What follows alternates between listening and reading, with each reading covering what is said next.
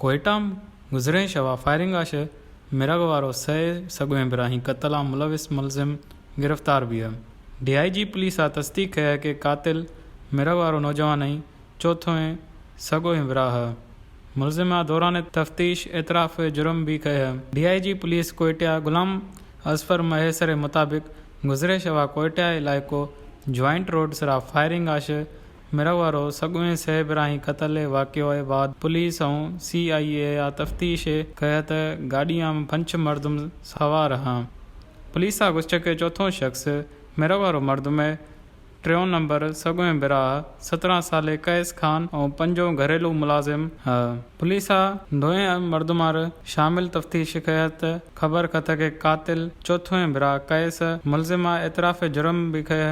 Police के मुताबिक मुलजिमा वही 103 पिस्टल आश शादी तकरीब आश वापसी आम सह सगुएं बिराहर कत्ल खया। मुलजिमा वही खबर आम ड्राइवर आर भी कत्ल खया मगर आ जख्मी है। वश न्यूज़ कोयटा।